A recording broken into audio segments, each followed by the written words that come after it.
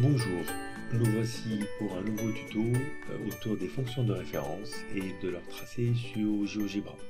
Surtout en fait c'est l'utilisation de GeoGebra et de l'affichage de la fonction y égale x au carré. Une parabole simple, basique. J'avais fait d'ailleurs dans le document que je vous mettrai en pièce jointe sous la vidéo. Vous regarderez le lien, vous pourrez le télécharger. La fonction x au carré est décroissante de moins l'infini à 0 et ensuite elle est croissante de 0 à plus l'infini. Et du coup, en fait, sur l'équation y égale x au carré, elle est dans ce sens-là, l'ouverture est vers le haut, mais pour y égale à moins x au carré, l'ouverture est vers le bas. D'accord? Quand c'est plus x, l'ouverture est vers les parties positives, vers le haut, d'accord, moyen mnémotechnique, et le moins, c'est ouvert vers les parties vers le bas, négatives, d'accord. Sauf que, en fonction de la valeur, en fait, y égale a fois x au carré, donc y égale x au carré, 2x au carré, 3x au carré, moins 2x au carré, moins 3x au carré, cette parabole, en fait, c'est pour ça, elle va être de plus en plus évasée, d'accord. Plus elle est évasée, plus ça va ressembler en fait à une parabole, à une vraie parabole que vous connaissez, qu'on met sur les comme antenne pour recevoir les chaînes télévision. Alors, donc du coup, en fait, plus le coefficient multiplicateur est important, plus les valeurs vont monter rapidement, et du coup, plus elle sera serrée. Et plus les valeurs seront faibles, plus elle sera évasée. Voilà. Et du coup, c'est pour ça qu'en fait, sur cette partie-là, je vous ai fait un dessin où j'ai fait plusieurs captures, enfin en tout cas tout simplement sous GeoGebra j'ai dessiné plusieurs fonctions et je les ai affichées et je vous ai fait une copie d'écran. Alors aujourd'hui je vais vous montrer avec GeoGebra comment on peut faire cela, quelle est la technique qu'on peut utiliser et qui s'appelle les curseurs. Alors les curseurs combinés avec un tracé, avec une fonction. Alors je vais tout simplement tracer cette fonction x au carré. Donc je viens de taper dans ma partie algèbre x au carré. Alors pour le moment, il m'a tracé la droite y égale à x, et je viens sur la partie carré, je clique sur 2, donc voilà le carré, et il m'a tracé ma fonction x au carré, qui est en fait une parabole. Je veux essayer de faire varier en fait cette forme-là, et de voir qu'est-ce qu'elle peut faire, qu'est-ce qu'elle peut avoir comme forme. Donc, première chose que je vais faire, je vais mettre en place ce qu'on appelle un curseur. Alors le curseur c'est quoi? Donc, dans GeoGebra, je me dirige sur la partie outils. Je clique sur outils et j'ai effectivement le troisième choix qui est un curseur. Donc, je clique sur curseur et je viens double-cliquer sur le fond de mon graphique en fait. Et il m'affiche une petite fenêtre donc où est écrit curseur.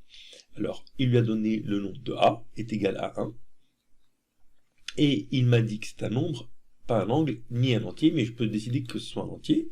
Et je peux dire qu'il part de moins 20 à plus 20, à plus 20, avec un incrément de 1. Donc il va faire moins 20, moins 19, moins 18, etc. jusqu'à 20. Alors, moi je vais le laisser en nombre, ok, et je vais lui dire qu'il part de moins 5 à 5. Alors l'incrément qu'il choisit par défaut, si moi je ne le mets pas, c'est 0,1. D'accord? Mais je peux décider de faire un incrément de 0,2, ou de faire un incrément de 1 en 1.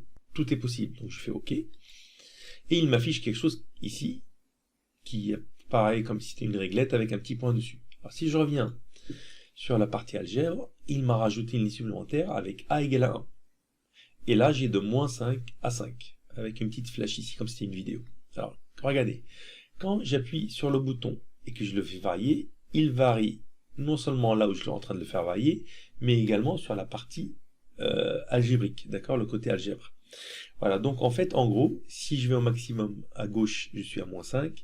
Si je remonte au maximum, je suis à 5. Et je me rends compte qu'effectivement, si je vais lentement, qu'il descend par palier ou incrément de 0,1. Alors je vais revenir à 1. Allez, je vais le mettre à 1. Voilà, je suis à 1. Alors regardez juste ici, je reviens dessus, je vais changer la couleur. Allez, je clique ici, et je fais propriété. Et je viens, je choisis la couleur égale à verte, d'accord? Allez, je choisis un vert plus foncé, je suis à vert ici, d'accord? Et si je clique tout simplement ici sur cette flèche, regardez ce qui va se passer.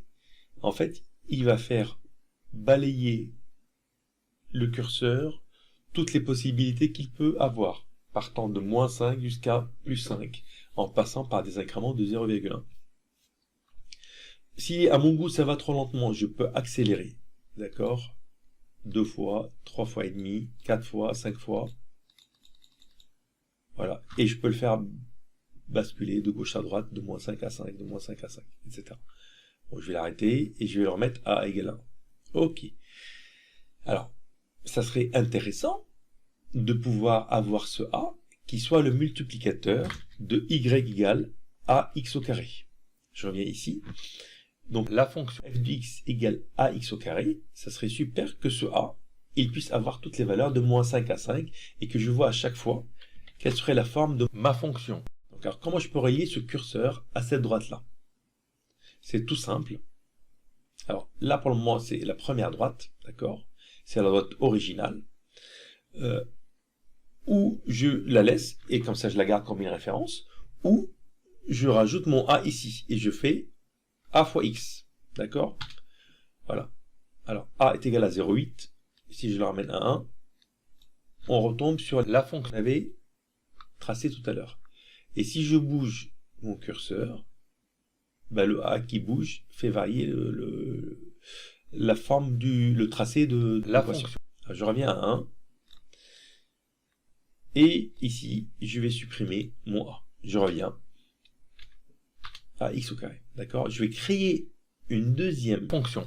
Elle sera de la forme a x au carré. Alors c'est super parce que GeoGebra reconnaît que le a n'est rien d'autre que le curseur. Donc il va lui donner la valeur du curseur. Je tape entrée. Comme le curseur est à 1, et je vais lui donner également, alors elle est de couleur violette mais on ne la voit pas trop, je vais donner à cette courbe la couleur rouge. Allez. Tac. D'accord? Donc elle a tracé la courbe par-dessus l'autre. Donc la courbe Gx est par-dessus la courbe F. Alors regardez, maintenant si je bouge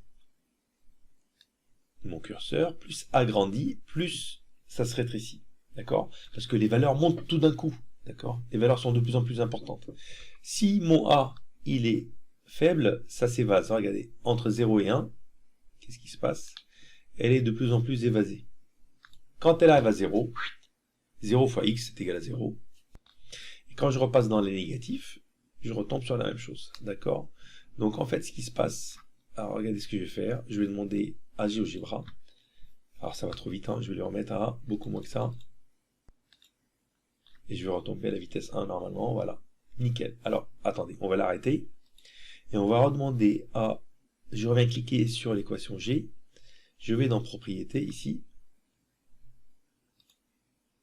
Et là, je fais Afficher, nom et valeur. Et quand je bouge...